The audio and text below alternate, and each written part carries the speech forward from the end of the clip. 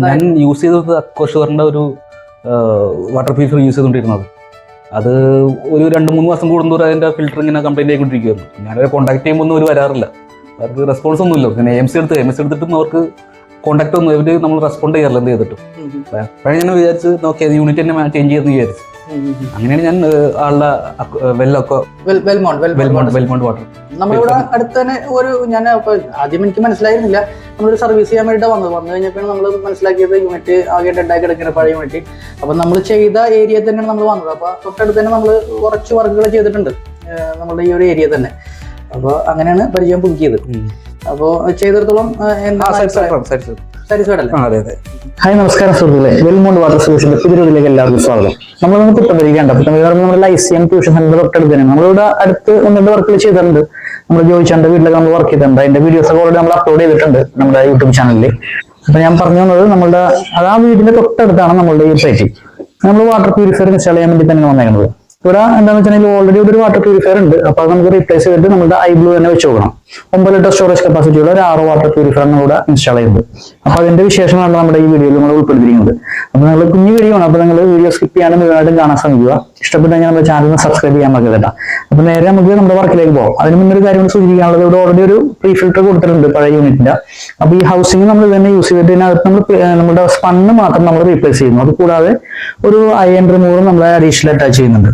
അപ്പൊ ഈ 2 pre filtration കഴിഞ്ഞിട്ടായിരിക്കും നമ്മുടെ യൂണിറ്റിലേക്ക് വെള്ളം കയറുന്നത്. ഇവിടുത്തെ സോഴ്സ് എന്ന് പറയുമ്പോൾ നമ്മുടെ ഗവൺമെന്റ് വാട്ടറാണ്. നമ്മുടെ പൈപ്പ് വെള്ളം ഗവൺമെന്റ് വാട്ടർ ലൈനിൽ കൂടി വരുന്ന ആ ഒരു വെള്ളമാണ് ഇവിടുത്തെ മെയിൻ സോഴ്സ്. അപ്പൊ അതിനെ നമുക്ക് ട്രീറ്റ് ചെയ്യേണ്ടത്. അപ്പൊ നേരെ നമുക്ക് നമ്മുടെ വർക്കിലേക്ക് ഇറങ്ങാം. ബൈ.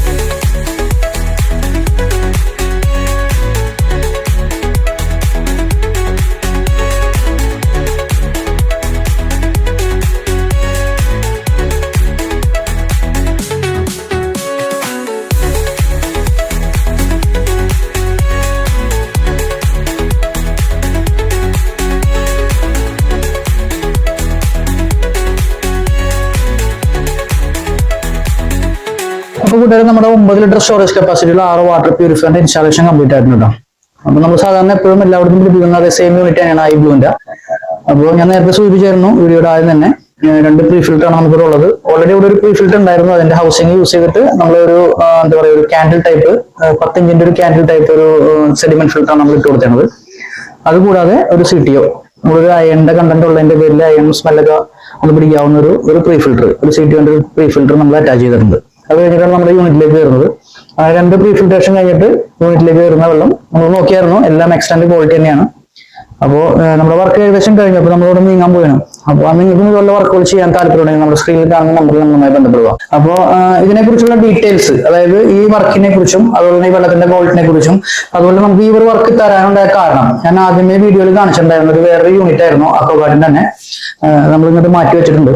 അപ്പൊ അത് വർക്ക് ചെയ്യണ്ടായിരുന്നില്ല. അപ്പോ എന്താണ് നമ്മളിലേക്ക് വരാൻ കാരണം, നമ്മളുടെ യൂണിറ്റ് വാങ്ങാനും ഇൻസ്റ്റാൾ ചെയ്യാനും അതുകൊണ്ട് ഇതിന്റെ ക്വാളിറ്റി എങ്ങനെയുണ്ടെന്നുള്ള കാര്യമൊക്കെ നമുക്ക് നമ്മുടെ കസ്റ്റമറോട് തന്നെ ചോദിച്ചോളാം. കസ്റ്റമർ ഉണ്ട്, അപ്പൊ നമുക്ക് വിളിക്കാം. നമ്മുടെ വർക്ക് കഴിഞ്ഞു, വെള്ളത്തിന്റെ ക്വാളിറ്റി ഒക്കെ നമ്മൾ നോക്കിയായിരുന്നല്ലോ.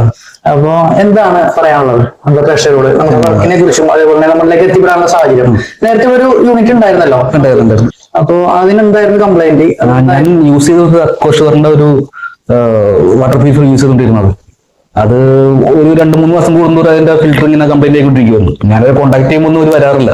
അവർക്ക് റെസ്പോൺസ് ഒന്നും ഇല്ല. പിന്നെ എം സി എടുത്തിട്ടും അവർക്ക് കോൺടാക്ട് ഒന്നും ഇവര് നമ്മൾ റെസ്പോണ്ട് ചെയ്യാറില്ല എന്ത് ചെയ്തിട്ട്.